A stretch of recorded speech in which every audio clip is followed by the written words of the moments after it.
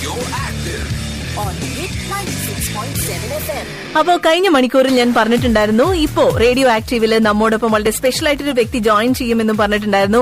Jibin George Sebastian ആണ് നമ്മോടൊപ്പം നാട്ടിൽ നിന്ന് ജോയിൻ ചെയ്യുന്നത്. Good evening Jibin. Good evening Sidhu.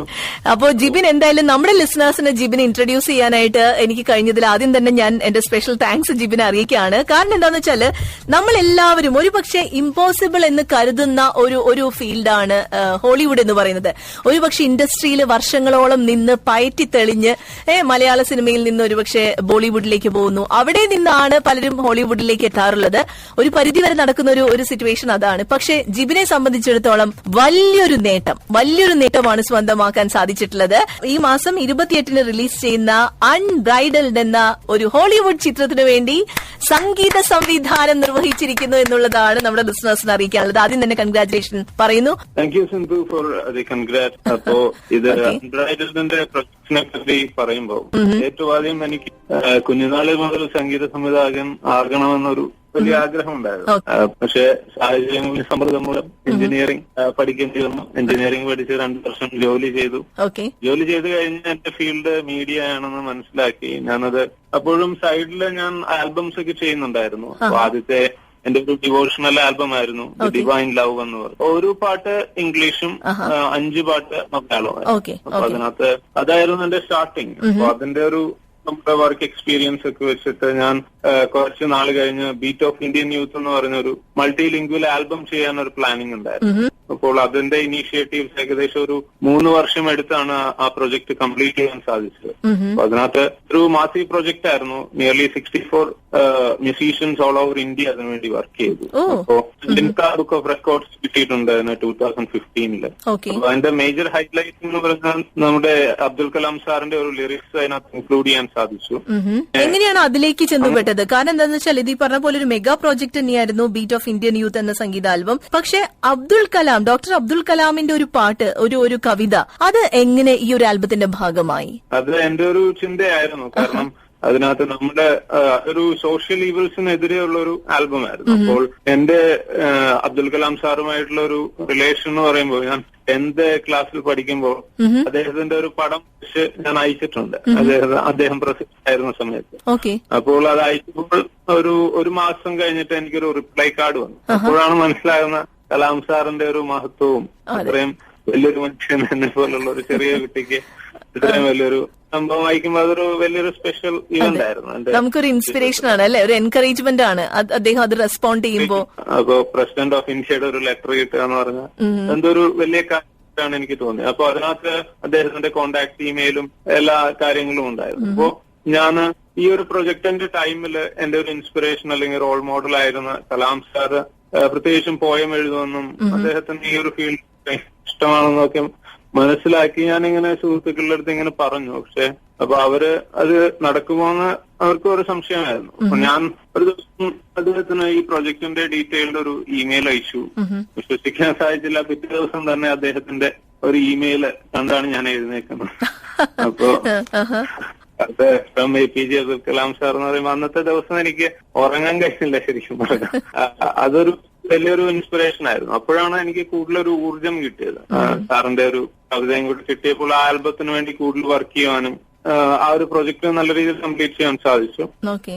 അതിന് ഞാൻ കമ്പോസ് ചെയ്ത ഒരു തമിഴ് സോങ്ങിന് എനിക്കൊരു ഓൾ ഇന്ത്യ ഫെയിം മ്യൂസിക് അവാർഡും ലഭിച്ചിരുന്നു 2013.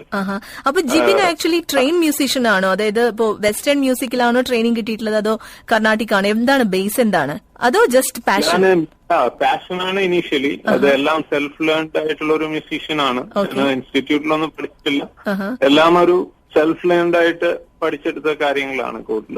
ഇപ്പൊ സോഫ്റ്റ്വെയർ, മിഡി കീബോർഡിംഗ് ആണെങ്കിലും എല്ലാം അങ്ങനെയാണ് അതിന്റെ ഒരു മ്യൂസിക് ഇയറിന്റെ ഒരു ബിൽഡപ്പ് തന്നെ ഈ ബീറ്റ് ഓഫ് ഇന്ത്യൻ യൂത്ത് എന്ന് പറഞ്ഞ പ്രൊജക്ട് ആയിരുന്നു. ഓക്കെ. ഇപ്പൊ ജിബിനോട് സംസാരിച്ചുകൊണ്ടിരിക്കുമ്പോൾ തോന്നുന്ന ഒരു കാര്യം എന്താണെന്ന് വെച്ചാൽ സാധാരണഗതിയിൽ പലരും ചില കാര്യങ്ങളിൽ എത്തുമ്പോൾ ഇത് ഇമ്പോസിബിൾ ആണ്, ഇത് നടക്കാൻ സാധ്യതയില്ല എന്ന് ചിന്തിക്കുമ്പോൾ ജസ്റ്റ് ഒന്ന് ട്രൈ ചെയ്തെങ്കിലും നോക്കാന്നുള്ള ഒരു നേച്ചർ ജിബിനുണ്ട് അല്ലെ? അതാണ് എനിക്കിപ്പോ സംസാരിച്ചപ്പോ മനസ്സിലാക്കിയത്. ജിബിൻ, ഒരു കാര്യം ചോദിക്കട്ടെ, എങ്ങനെയാണ് ഈ ഒരു അൺബ്രൈഡൽഡ് എന്ന ഈ ഒരു ഹോളിവുഡ് ചിത്രത്തിൽ എങ്ങനെയാണ് എത്തിപ്പെട്ടത്? അൺബ്രൈഡൽഡ് എന്ന് പറഞ്ഞ പ്രൊജക്ടിനെ പറ്റി പറയുകയാണെങ്കിൽ അതിന്റെ പ്രൊഡ്യൂസേഴ്സിന്റെ പേര് ജെറി മെക്ലോത്തൻ, ക്രിസ്റ്റി മെക്ലോത്തൻ എന്നാണ്. അപ്പൊ അവര് ആയിട്ടുള്ള എനിക്കൊരു ബിസിനസ് റിലേഷൻ ഉണ്ട്. അപ്പൊ ഒരു 3 ആയിട്ട് ഞാൻ ഈ മീഡിയ ഫീൽഡിലേക്ക് തിരിഞ്ഞ സമയത്ത് ഒരു കമ്പനി സ്റ്റാർട്ട് ചെയ്തിരുന്നു. അത് മെയിൻലി റെക്കോർഡ് ലെവലായിട്ട് സ്റ്റാർട്ട് ചെയ്തതാണ്. 20 dB സെക്ഷൻസ് LLP എന്ന് പറഞ്ഞത്. അപ്പോ അത് ഈ ഓഫ് ഇന്ത്യൻ ന്യൂസ് റിലീസ് ചെയ്യാൻ വേണ്ടിയിട്ട് ഞങ്ങൾ സ്റ്റാർട്ട് ചെയ്തതാണ്. ഞാനും എന്റെ ഒരു പാർട്ട്ണർ വിഷ്ണു സി സലീം എന്ന് പറഞ്ഞ പുള്ളിയും. അദ്ദേഹമാണ് എന്റെ തമിഴ് സോങ്, ഞാൻ പറഞ്ഞ തമിഴ് സോങ് കമ്പോസ് പാടിയിരുന്നത്. അപ്പോൾ ആ ഒരു കമ്പനി തുടങ്ങി അതിനകത്ത് ഞങ്ങള് ആഡ് ഓൺ ചെയ്തു കുറെ works. Means web designing, digital marketing, അങ്ങനെ കുറെ സംഭവങ്ങൾ ഞങ്ങൾ അതിനകത്ത് ഇൻക്ലൂഡ് ചെയ്ത് വെളിയിലുള്ള ക്ലയന്റ്സിന് ത്രൂ ഈ ജെറി മെക്ലോത്തിൻ, ക്രിസ്റ്റി മെക്ലോത്തിൻ അവരുടെ ഒരു കുറച്ച് വെബ് പ്രോജക്ട്സ് ഞങ്ങൾക്ക് കിട്ടിയിരുന്നു.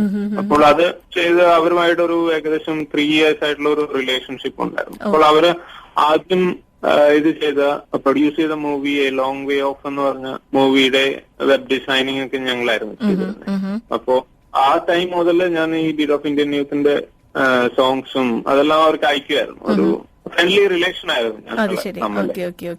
അവരുടെ ഈ പുതിയ പ്രൊജക്ട് പറഞ്ഞപ്പോൾ അത് സ്റ്റാർട്ടിങ്ങിൽ തന്നെ സ്ക്രിപ്റ്റും കാര്യങ്ങളൊക്കെ എനിക്ക് അയച്ചു തന്നു ആദ്യമേ. അപ്പോഴാണ് ഞാനിങ്ങനെ ഒരു സജഷൻ ചോദിച്ചത്. ഇങ്ങനെ ഒരു സോങ് കമ്പോസ് ചെയ്യാൻ എനിക്കൊരു അവസരം നോക്കിയിരിക്കുകയാണ്. അപ്പൊ അവർക്ക് താല്പര്യമുണ്ടെങ്കിൽ തരാവോ എന്നുള്ള ഒരു ഓപ്പർച്യൂണിറ്റി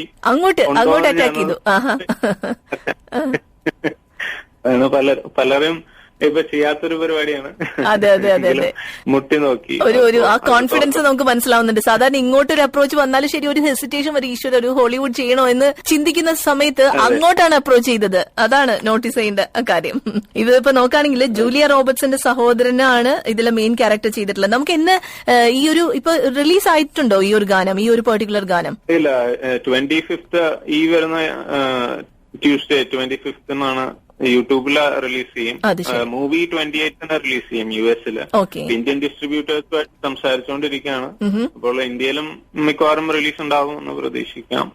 യൂട്യൂബിൽ ഏതായാലും എന്റെ സോങ് 25th റിലീസ് ആവും അല്ലെ? ഓക്കെ. അപ്പൊ നമ്മളെല്ലാവരും കാത്തിരിക്കുകയാണ്. കാരണം ഇതിനകം തന്നെ മലയാളികളുടെ ഇടയിൽ കേരളത്ത് ഇതെന്തായാലും സജീവമായിട്ട് ചർച്ച ചെയ്യപ്പെട്ട് തുടങ്ങിയിട്ടുണ്ട് ജിബിൻ. അപ്പൊ ഇനി അങ്ങോട്ട് എന്താണ് നെക്സ്റ്റ് പ്ലാൻ? ഈ ഒരു പ്രൊജക്റ്റ് ആണ്. അതിനെ മാക്സിമം ഒന്ന് നല്ല ലെവലിൽ എത്തിക്കണം എന്നൊരു പ്ലാൻ ഉണ്ട്. പിന്നെ okay. Thank you so much and all the best Jibin. അപ്പൊ എന്തായാലും നമ്മൾ നോക്കാണ് 25th ഇതിന്റെ അല്ലെ ഫസ്റ്റ് സോങ് റിലീസ് ചെയ്യാനായിട്ട് പോകുന്നത്. Looking forward to it. Thank you so much Jibin.